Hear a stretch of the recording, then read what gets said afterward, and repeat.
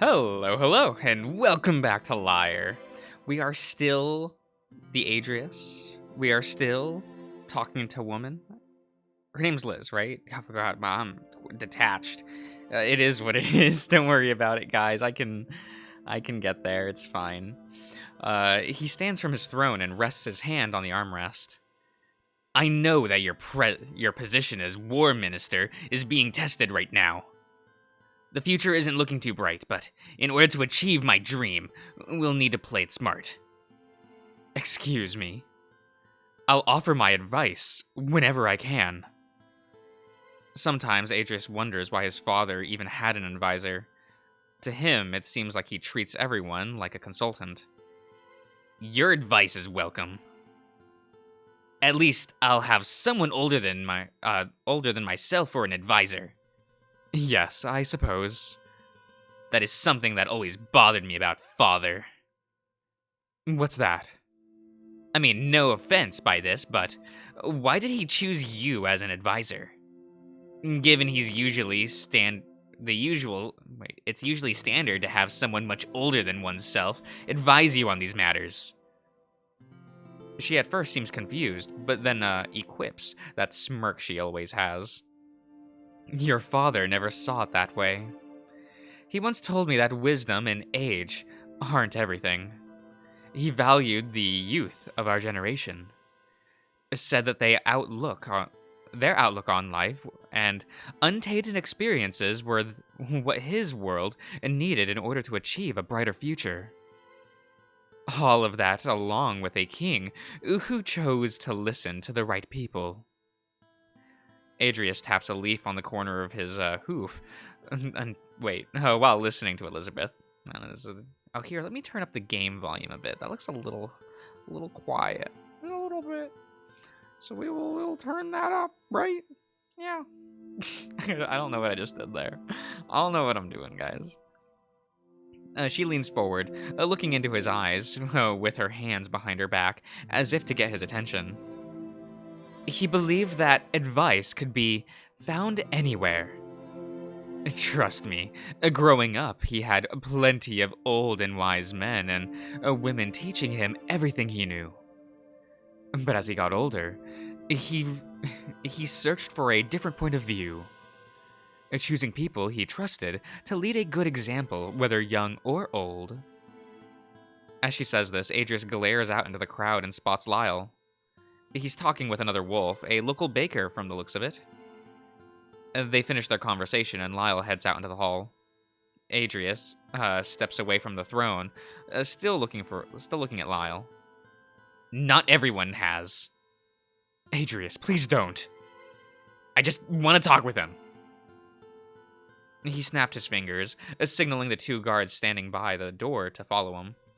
They quickly raise from their slumped-over positions and follow behind him.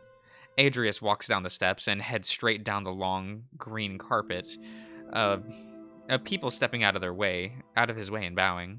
He pays them no attention, his eyes trained on that bastard as if he had tunnel vision. Ever since that night, he's been wanting to confront him alone. Lyle's been sulking about ever since, as if it was his father that was murdered. Oh, he must be so conflicted. Adrius exits the throne room and turns the corner, looking down the hall. He spots Lyle, moseying down the corridor. His tail is swishing, or left and right in an almost rhythmic way, causing his cape to flutter side to side. He's not going to the, in the direction of his room, though. Dog. He slumps his shoulders and turns around slowly, with a look of annoyance. But, King Adrius! How many times must I beg you not to call me that? That's what dogs do, though, right? They beg.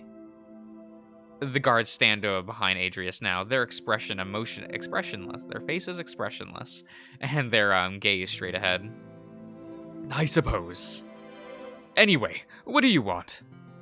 He says this with a tone of indignation. Adrius fiddles with his shoulder cape as he speaks. Oh, it's nothing. I just wanted to speak with you about everything that's happened, personally. These past few days have been rather busy. Lyle straightens himself out a bit. Yes, they have. I'm really sorry about what happened. To lose one's father is truly a terrible thing. I wouldn't wish that on anybody. Adrius grips his shoulder cape a bit tighter in his fist. He's been hearing several different variations of that phrase all week. None of them felt genuine except for his, which irks him the most. Yes, and thank you for your kind words. But that's not what I wanted to talk about. Lyle slumps down a bit more. His shoulders are as low as they can be. Oh. Yes, I'm sure you saw this coming, but I wanted to talk about your assignment. Guarding the traitor and all that. He jumps at the sentence. He didn't do it.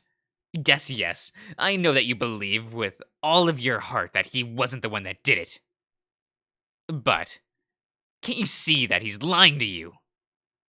Lyle is silent, glaring at him with those wolven eyes. He wouldn't lie to me. Really? How do you know that? He goes to speak, hesitates, then continues. Because I know him. Better than you, at least. Oh, of course. Adrius rolls his eyes at this notion. You silly dog. I barely know him, and I'm assuming the worst about him with strong evidence.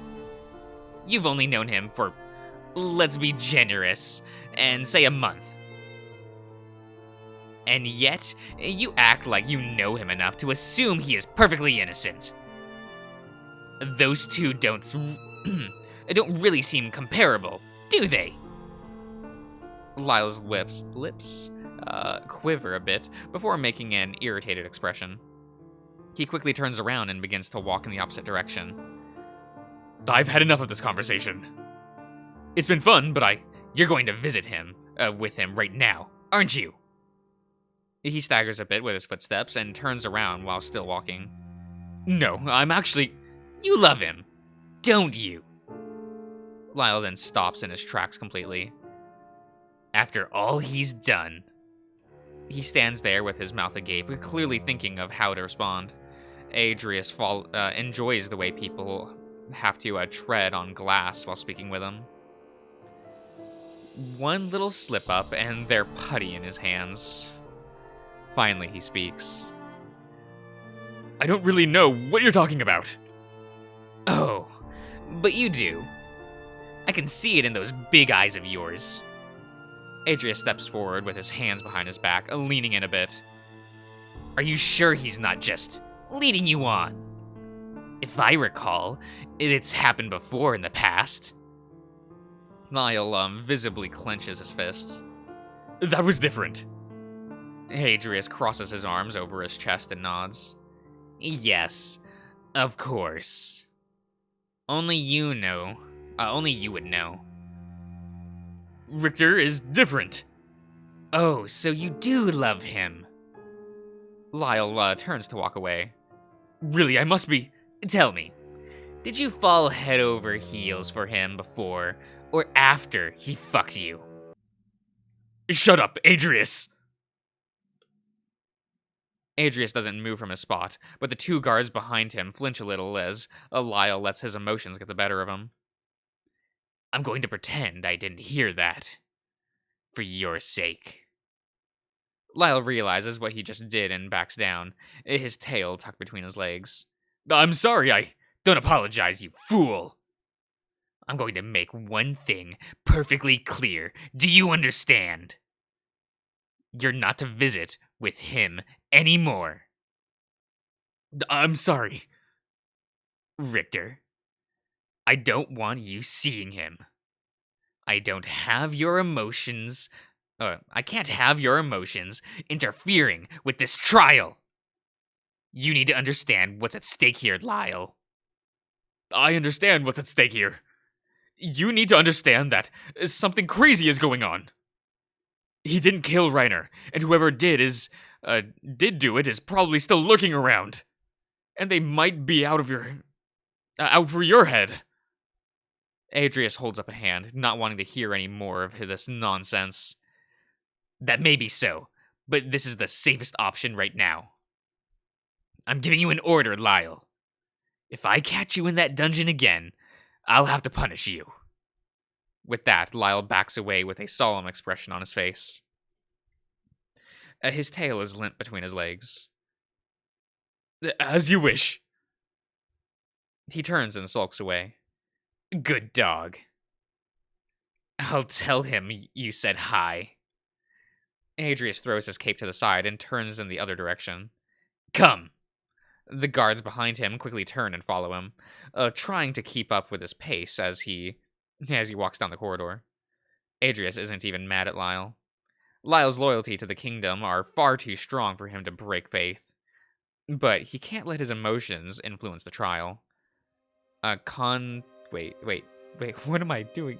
Con? No, this is descending, not condescending. What am I? I don't even know. Descending the staircase, he reaches the bottom and turns around the corner. More stairs lead him down into the depths of the castle. It becomes increasingly more chilly with each step he takes. The floor is damp and cold, along with the walls. Finally, they reach the bottom, a long hallway with cells lining the left side. It smells like spring water. There's a guard posted at the entrance. His eyes are tired, and his body is slumped against the wall.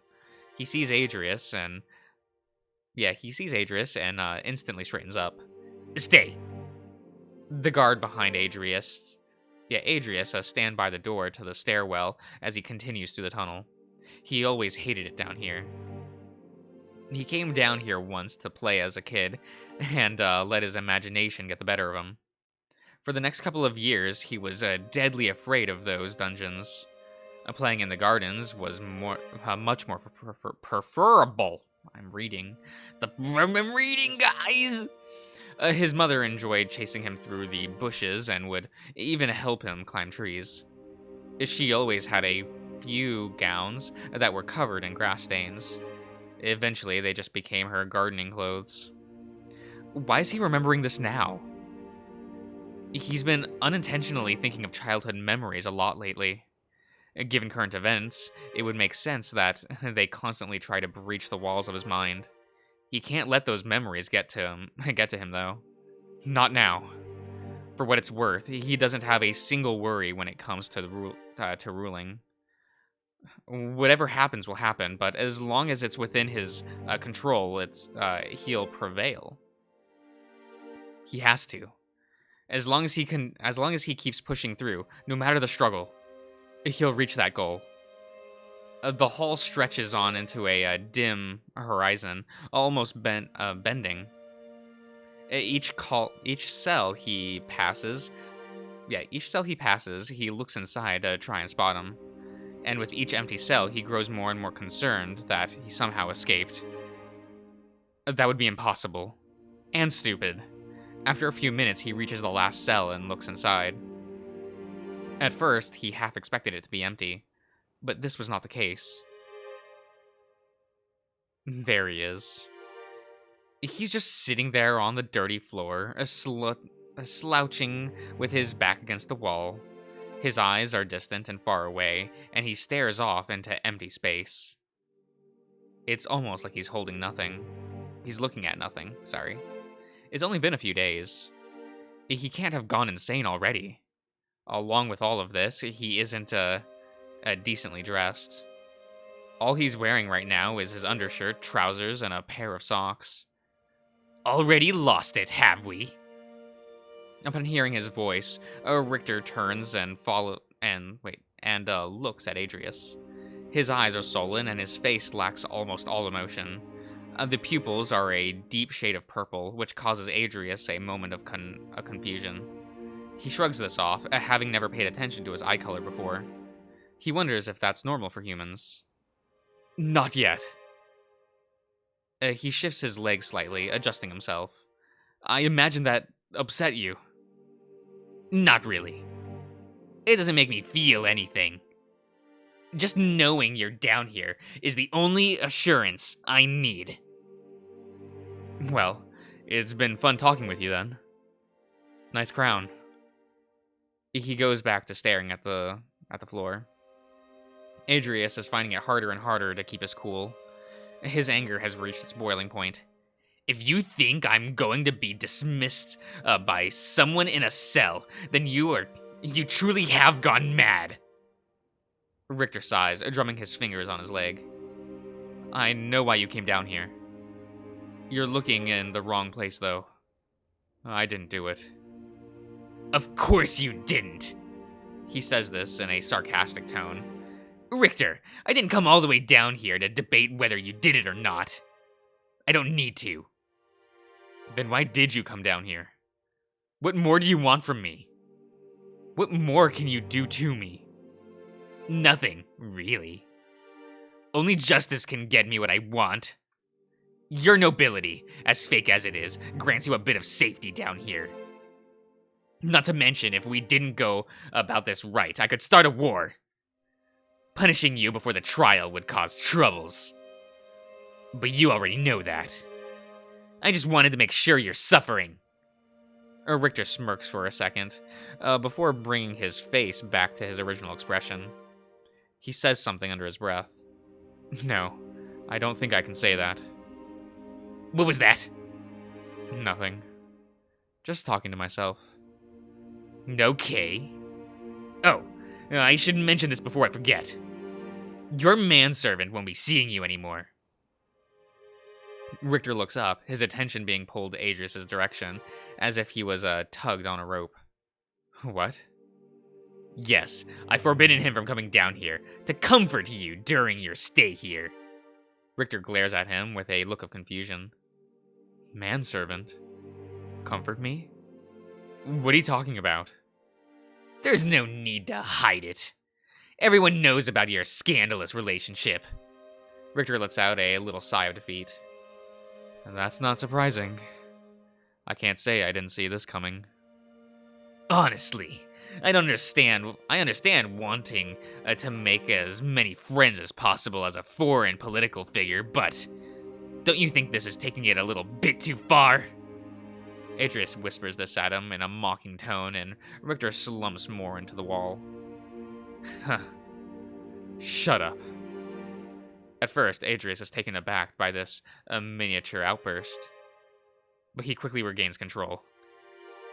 That's no way to talk to a king, is it? Then again, you wouldn't know much about showing respect to kings, says the one who constantly disrespected his father at every turn. Adrius shrugs this comment off, knowing it isn't true. He runs his hand along one of the cell bars, staring daggers at Richter. You think we're the same, don't you? What? You believe that we are similar. Comparable. No. We're very different. The difference between the two of us is simple, but I'm dumbing it down for you. Get on with it. You've played chess, right? I assure you do. It's a common strategic game in Iron. If you're going to make a chess analog, in front of me, it better be good. Who am I kidding? Even if it's bad, I'll still get amusement out of it. Quiet! As I was saying, the difference between the two of us is that you see this as a game. To you, it's all a board of pieces to be moved, altered and shifted. Pawns to be played, such as our dear friend, Lyre. Lyle's a knight. You know, the horse piece. And kings to be unchecked. Adrius interrupted him to continue his comparison. For you, the game can be shelved. You and the fools that you get to follow you, with tails wagging, can walk away from all of this. And even if you lose, he gestures to the cell Richter is currently sitting in, it won't matter in the end. It won't be remembered. You won't be remembered. Richter stares into his eyes with curiosity. I never had that option. If I lose, if my piece on the board is checked, then I will be forever remembered for it. If I fail, nobody will forget it. Adrius backs away to leave and looks at Richter. I hope you take solace in that. Adrius turns on his hoof and strides away. Before he can be out of earshot, however, Richter approaches the door and retorts. And what if I was never even your opponent? Adrius turns back around in the direction of the cell. Then the game is truly lost. With that, he continues down the long hall. Alright, we'll be ending the part there, everyone. So I will hopefully see you guys around.